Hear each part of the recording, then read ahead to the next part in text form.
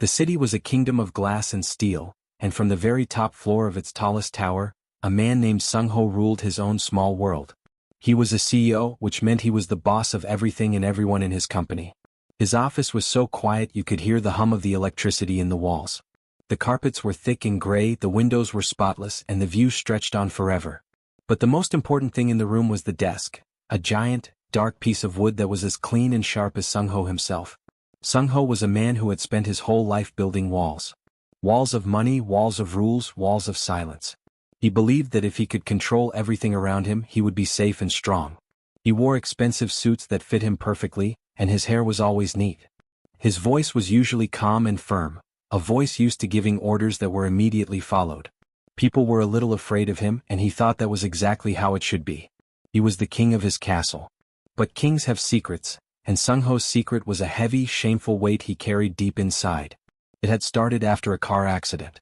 The accident itself hadn't been too bad. His expensive car had been damaged, but he had walked away with only a few bruises. Or so he thought. A little while later he discovered something was wrong. Something was broken that no mechanic could fix. When he was alone or when he tried to be with a woman, his body would not listen to him. He could not get an erection. At first he was just annoyed. Then he became worried. He saw doctors, the best that money could buy. They poked and prodded him, ran every test imaginable. The final answer was always the same. Mr. Sung-ho, they would say, looking at their charts instead of his eyes, there is no physical problem. Your body has healed perfectly. The issue must be, in your mind. The words felt like an insult. In his mind. He had one of the sharpest, most powerful minds in the city. He made million-dollar decisions before lunch. How could his own mind betray him like this? The thought made him angry, and the anger made him feel even more trapped. He felt like a fancy sports car with a key that no longer worked. He looked powerful on the outside, but on the inside he was stuck and useless. The shame began to poison everything. He stopped dating. He worked longer hours trying to forget. But the silence of his big empty apartment at night was a constant reminder of what was missing. He became even more strict and demanding at work. His employees tiptoed around him. His assistant would bring him coffee and place it on his desk without making a sound, afraid that even the clink of the cup might trigger his temper. Sung-ho was drowning in his own private ocean of frustration, and he was pulling everyone down with him. The only person who wasn't afraid of him was his old friend, Jae. Jae had known Sung-ho since they were university students. One afternoon, Jae came into the office and saw the storm cloud hanging over Sung-ho's head. "You cannot go on like this, my friend," Jae said, sitting down without being invited. "This is not about work. This is about the accident." Sung-ho tried to brush him off to get angry, but Jae persisted. "I know a specialist," Jae said carefully. "Not that kind of doctor. She is a physical therapist, but she is different. She understands how the body and the mind are connected. How fear can tie your muscles in knots. How stress can break a man from the inside out." The idea of seeing yet another person, of having to explain his humiliating problem again, made Sung-ho feel sick. But the life he was living now was also a kind of sickness. He had tried everything else. With a sigh that felt like it came from his shoes, he finally agreed. He made the appointment, his pride feeling like a cracked vase. The day of the appointment, Sung-ho almost canceled 3 times. He drove to a part of the city that was less about shiny towers and more about small, thoughtful businesses. The building was clean and modern, with soft, calming colors on the walls. It was nothing like a cold, sterile hospital. He walked into the waiting room and gave his name to the receptionist, feeling like a little boy sent to the principal's office. A few minutes later, a door opened. And there she was. Her name was Adaeze. She was tall and graceful, with dark skin that seemed to glow under the soft lights. She wore simple, comfortable clothes that allowed her to move easily. But it was her eyes that struck Sung-ho first. They were warm and intelligent, and they looked directly at him, not at the rich CEO but at the man hiding inside. She had a calmness about her that was the complete opposite of the frantic energy he lived with every day. "Mr. Sung-ho? I'm Adaeze. Please come in," she said. Her voice was steady and kind. Her office was welcoming. There were plants in the corner, a large window letting in the afternoon sun, and a comfortable couch instead of a cold examination table. There was a chart on the wall showing the muscles of the human body, but it looked more like a map of possibilities than a medical diagram. Sung-ho sat down, feeling stiff and awkward in his expensive suit. He felt completely out of place. Adaeze sat across from him, a notepad on her lap. She didn't pick up a pen. She just waited. "So, Sung-ho began, his voice sounding too loud in the quiet room. He looked at the floor, at the wall, anywhere but at her. He started to explain using clinical, cold words. He talked about the accident. He talked about the doctor's reports. He danced around the real problem, his words tripping over each other. Finally, the truth burst out of him, raw and painful. They say it is in my head. But I need it to work. You have to help me. Please. It was the closest he had ever come to begging. He expected pity. Or worse, embarrassment. But Adaeze's expression didn't change. She simply listened, her gaze never leaving his face. When he was finished, there was a long silence. She wasn't judging him. She was just thinking. Finally she spoke. "Thank you for telling me," she said. "That was very brave." Sung-ho almost laughed. Brave? He felt like a coward. "I can help you," Adaeze continued. "But not if you see me as just another mechanic for your body. The body remembers fear, Sung-ho. It remembers trauma. My job is to help you teach your body that it is safe again. That the danger has passed." She leaned forward slightly. "This will require work. It will require you to be honest, not just with me but with yourself. You will need to follow my guidance. And you will need to be respectful. This is a partnership. Do you think you can do that?" In that moment, Sung-ho felt something he hadn't felt in a long time, a tiny, fragile spark of hope. This woman wasn't trying to fix a broken part. She was talking about healing the whole person. He had come to her because he couldn't have an erection, but he suddenly realized his problem was so much bigger than that. He was a king living in a cold, empty castle, and for the first time, someone had offered him not a tool but a way out. He looked into Adaeze's calm, sure eyes and made a decision. He nodded, a single, sharp movement. "Yes," he said, his voice a little hoarse. "I can do that." And so, the most powerful man in the city put his fate into the hands of a woman named Adaeze, not knowing that this was the first day of the rest of his life, and that the cure she offered would be nothing like what he had expected. The journey of 1,000 miles, as the old saying goes, begins with a single step. For Sung-ho, that first step was returning to Adaeze's office the following week. The Grand King of the Glass Tower felt like a nervous student on the first day of school. He found himself thinking about what to wear, not to impress, but to not look like he was trying too hard. He chose a simple, dark sweater and trousers, leaving the armor of his executive suit hanging in his closet. The act itself felt strange, like he was leaving a part of himself behind. When he arrived, the waiting room felt familiar now, not foreign. The gentle scent of lavender in the air was no longer just a smell, but a signal that he was in a place of peace. When Adaeze opened the door and smiled, it was a real smile, not the polite, professional one from their first meeting. It reached her eyes, and for a fleeting second, Sung-ho felt a warmth spread through his chest that had nothing to do with the room's temperature. The session was different. They did not talk about erections or medical charts. Adaeze began by asking him about his body in a way no one ever had. She asked about the tension in his shoulders, the tightness in his jaw. She had him lie on a soft, padded table, and with her hands she began to press into the muscles of his neck and back. Her touch was firm but not clinical. It was purposeful. Sung-ho, who was used to handshakes and brief pats on the back, was stiff as a board. He had not realized how much constant tension he carried. It was as if his body was always braced for a fight. "Breathe," Adaeze said softly, her voice a calm anchor in the storm of his discomfort. "Your body is holding its breath. You need to tell it that it is safe to let go." And so he breathed. He focused on the feeling of her hands finding knots of stress he had ignored for years. She explained that the body keeps a score of every worry, every late night, every moment of fear. The accident was just the final straw. As she worked, she asked simple questions. "What does your mind do when you feel this tension during the day? Do you clench your fists? Do you grind your teeth?" No one had ever asked him to notice these things. He was a man who thought in terms of quarterly reports and stock prices, not in the language of his own breathing.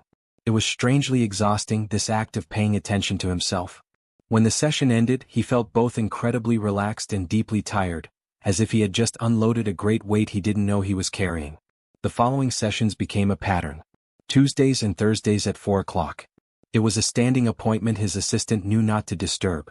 Each time, Adaeze would guide him through gentle stretches and exercises. But the real work happened in the conversations that flowed around the physical activity. Slowly, the walls around Sung-ho began to develop cracks. One afternoon, while working on the tight muscles in his legs, Adaeze asked him about his childhood. Sung-ho, who usually offered short, polite answers, found himself talking about Seoul. He described the strict, quiet house he grew up in, where success was expected, not celebrated. He talked about a father who was a respected professor, a man who showed approval with a silent nod and disappointment with a long, cold silence. He revealed that he had come to America not for adventure, but to escape the heavy shadow of expectation. Another time, Adaeze shared a story of her own. She talked about her name, what it meant in her language from Nigeria. Adaeze means princess, she said with a light laugh, not a boastful one but a proud one. My father told me I was a princess not because I would be rich, but because I had a duty to be strong and to care for others. She spoke of large family gatherings filled with music and laughter, a world away from the quiet isolation of Sungho's upbringing. He found himself fascinated by her. She was so sure of who she was. Her strength was not built on controlling others, but on a deep, unshakable sense of self. She was like a tree rooted firmly in the earth, while he was a weather vane, spinning wildly with every change in the corporate winds. Weeks turned into a month. The change in Sungho was subtle but real. His assistant noticed he stopped snapping when a report was late. He started saying, "Thank you," instead of just grunting. The perpetual frown line between his eyebrows began to soften. He was sleeping through the night for the first time in years. But the most significant change was what happened inside him when he thought of Adaeze. At first, she was just the specialist, the key to fixing his problem. Then she became a teacher, a guide. But now, when her hand would accidentally brush against his during an exercise, a simple, electric jolt would go through him. It was not the frantic, anxious energy of before. It was a clear, warm feeling. A feeling of wanting to be near her. He started to notice small things.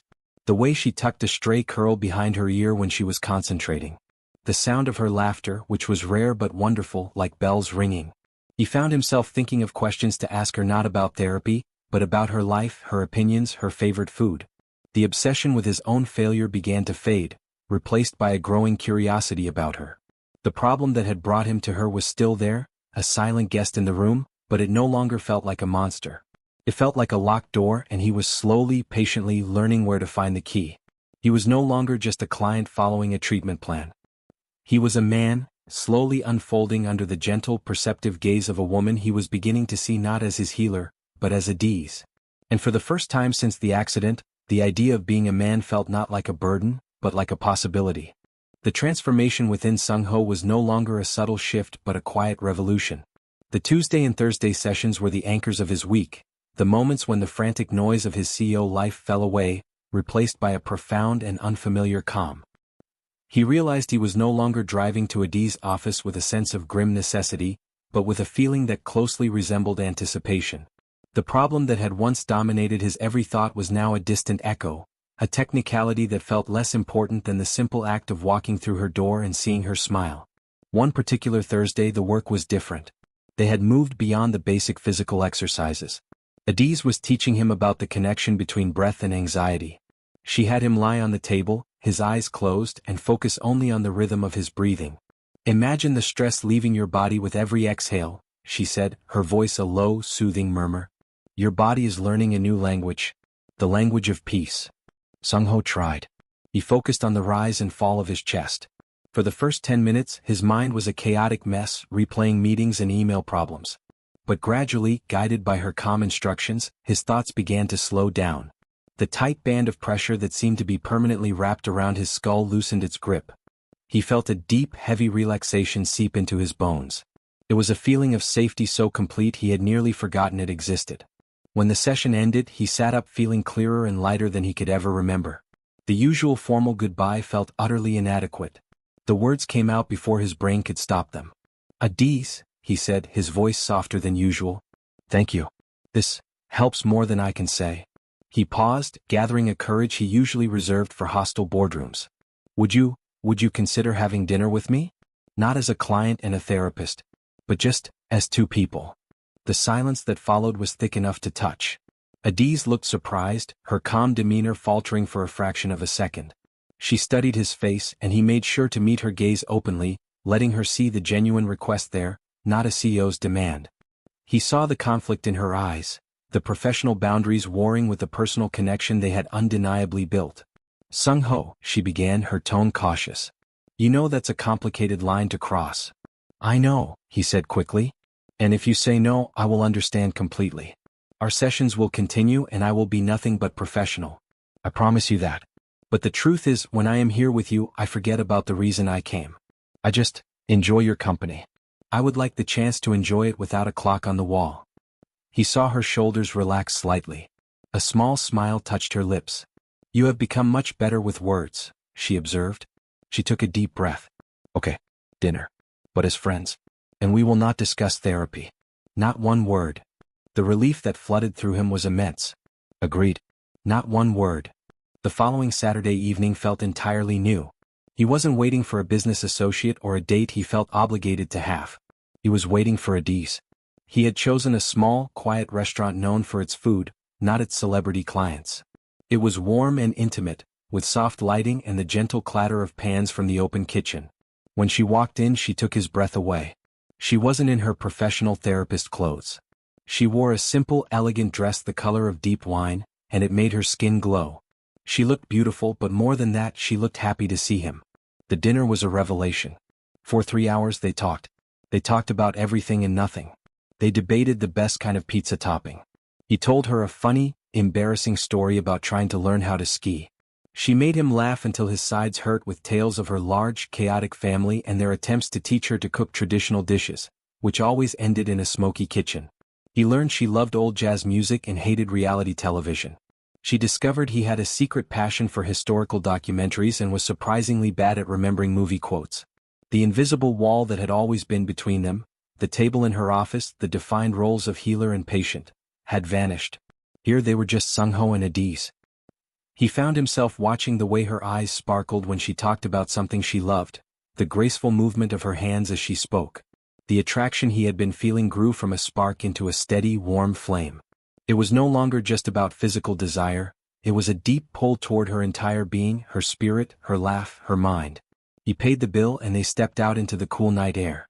The city lights twinkled around them. The walk to her apartment building was quiet, but it was a comfortable, easy silence, filled with the lingering warmth of the evening. They stopped under the soft glow of the street lamp near her door. "This was really nice, Sung-ho," Adaeze said, her smile genuine. "Thank you." "Thank you," he replied, his heart beating a little faster. "I haven't had an evening like that in, well, ever." He looked at her, really looked at her, standing there in the moonlight. The professional distance was gone. The king was gone. All that was left was a man standing before a woman he had come to admire more than anyone he had ever known. The reason he had first sought her out felt like a lifetime ago. What mattered was now. "Adaeze," he said, his voice barely above a whisper. "What I feel for you, it isn't just gratitude. It hasn't been for a while." She didn't look away. She just watched him, her expression open and waiting. He took a small step closer. "I know this is complicated, but I need you to know that I see you. Not my therapist. And I think I'm falling for you."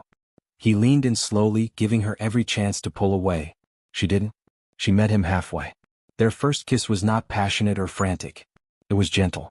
It was a question and an answer all at once. It was soft and lingering, a silent promise of something new beginning.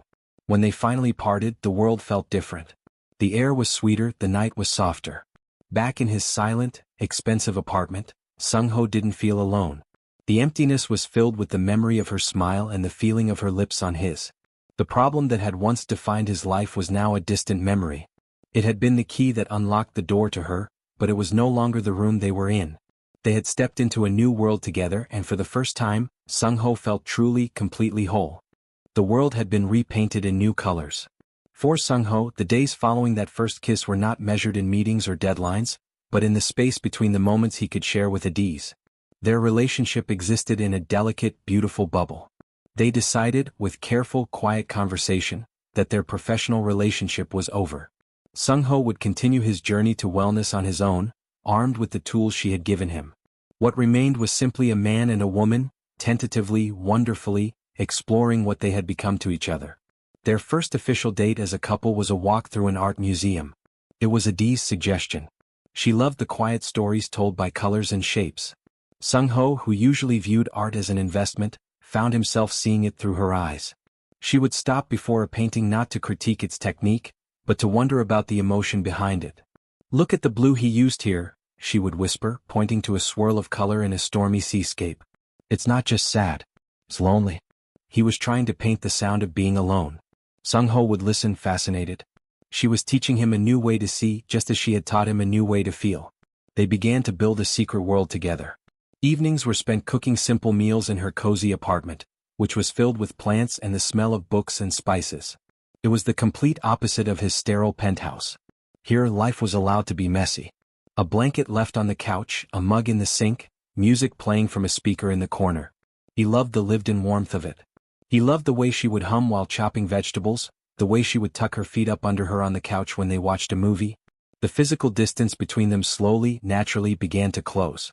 A brush of hands while passing a plate would send a thrill through him. An arm around her shoulder as they walked would feel like the most natural thing in the world. He would kiss her forehead, her cheeks, her hands, each kiss a quiet discovery. The shadow of his old anxiety was still there, a faint whisper in the back of his mind, but it was being drowned out by the sheer joy of being close to her. The pressure was gone. There was no goal, no performance expected. There was only the profound comfort of her presence. One rainy Friday evening, they were at her apartment. The sound of the rain was a soft drumming against the windows. They had shared a bottle of wine and were curled up together on the sofa, talking about nothing of importance, just enjoying the quiet intimacy of the moment. The conversation lulled, and they simply looked at each other in the dim lamplight. The air in the room changed, growing thick with a warmth that had been building for weeks. It was a comfortable, patient heat. He reached out and gently traced the line of her jaw with his fingertips. She leaned into his touch, her eyes closing for a moment. He leaned in and kissed her, but this kiss was different from the first. It was not a question. It was a statement. It was deeper, filled with all the unspoken words and growing passion they had been carefully holding back. When they parted, breathless, he searched her face. "Adaeze," he whispered, his voice rough with emotion. Are you sure?" She answered him by taking his hand and standing up, leading him silently from the living room to her bedroom. The room was bathed in the soft gray light from the window, the rain still pattering a gentle rhythm. There were no words now. The only language was touch. He was nervous, a flutter of the old fear returning, but it was met and soothed by the overwhelming sense of rightness he felt with her. As they undressed, there was no rush, no urgency. It was a slow, deliberate unveiling. His hands trembled slightly as he touched the smooth skin of her back, but her own hands were steady and sure on him. She was not a therapist here. She was his lover, his guide, his equal. Every touch was a conversation. Her hands on his skin spoke of acceptance, banishing the last ghosts of his shame. His lips on her neck were a promise of devotion. When they finally came together, it was not an act of function, but a profound act of connection. It was slow and tender, a rediscovery of his own body through the wonder of hers. There was no failure, no brokenness. There was only the two of them, moving together in the rainy twilight, their breathing and the sound of the storm the only music. Afterward, they lay tangled together in the quiet dimness, her head on his chest. His heart was beating a strong, steady rhythm against her ear. He felt a peace so deep it was like nothing he had ever known. The king was gone. The CEO was gone. The broken man was gone. Lying there, holding the woman he loved, he was simply Sung-ho. He was whole. He didn't need to say it.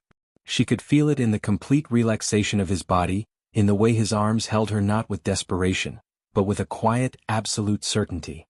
The problem that had brought them together had not just been solved. It had been erased, replaced by something infinitely more powerful. In the safety of her arms, in the language of their shared touch, he had not just been fixed. He had been remade. The memory of that rainy evening became a sacred treasure that Sung-ho carried with him everywhere. It was more than just a night of intimacy. It was the moment the last brick of his inner wall crumbled to dust. He walked through his days with a new lightness, a calm confidence that radiated from him. At work, his employees whispered not about his temper, but about the quiet smile that now seemed to live on his face. The castle of glass and steel was no longer a cold fortress. It had windows open to the sun, because the king had finally found his queen. Their love story unfolded like a beautiful song. They navigated the small challenges of merging two lives with laughter and patience. Sung-ho learned the names of Adaeze's countless cousins over video calls, his formal Korean manners slowly warming to their boisterous, welcoming energy.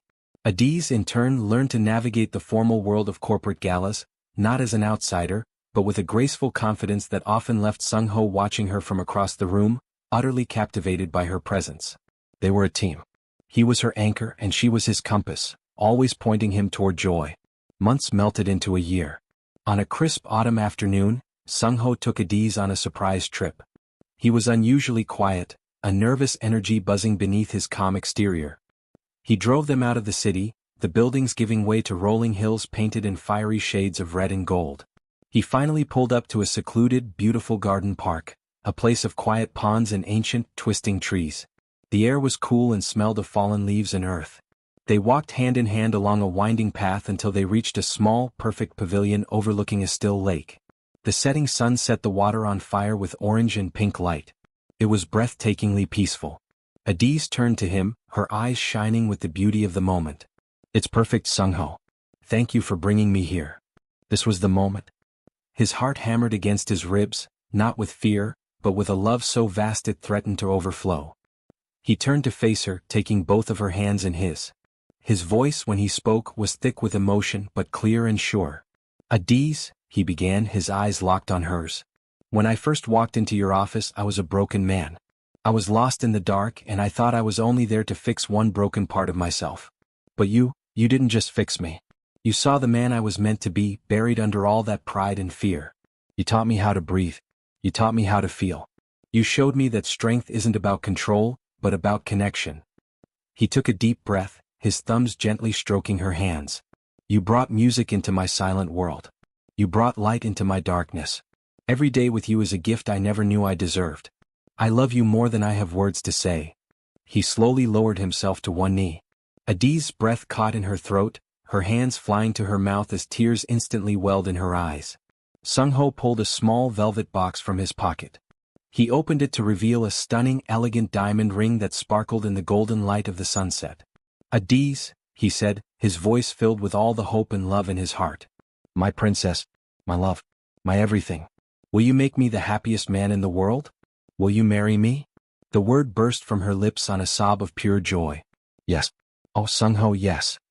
He slid the ring onto her finger, his own hands trembling now with happiness. He stood up and she threw her arms around his neck, laughing and crying as he spun her around in the pavilion. Their kiss was a seal on their promise, a fusion of past struggles and future dreams. It was a kiss that spoke of forever. Their wedding was not a large corporate affair. It was a celebration of their unique journey, filled with the people who truly mattered. Adaeze's family brought vibrant music and dancing. Sung-ho's family, initially reserved, were won over by the palpable love that surrounded their son. Under a canopy of flowers, they exchanged vows they had written themselves, promising to cherish each other not in spite of their past, but because of it. They promised to be each other's safe harbor always. As they danced their first dance as husband and wife, Sung-ho held Adaeze close, his forehead resting against hers. He looked into the eyes of the woman who had seen his deepest vulnerability and had not turned away, but had instead loved him back to life. He was no longer the CEO who couldn't have an erection. He was simply Sung-ho, Adaeze's husband. And that was the only title he would ever need. Their love story, which began with a quiet plea for help in a therapist's office, had found its beautiful, happy ending in the warm, forever embrace of true love. They had discovered that sometimes the deepest healing doesn't just mend what is broken. It builds something new and more beautiful in its place. And their forever had only just begun. If you were moved by the journey of Sung-ho and Adaeze, from a place of brokenness to a forever of wholeness, then you won't want to miss the next story. Every story we tell is a new exploration of the heart, a new journey into the power of connection and love. Subscribe to the channel and hit the notification bell so you never miss a single chapter. There are so many more unique love stories waiting to be shared, and we want you to be there for every single one. Join our community of dreamers and believers in love. Subscribe now.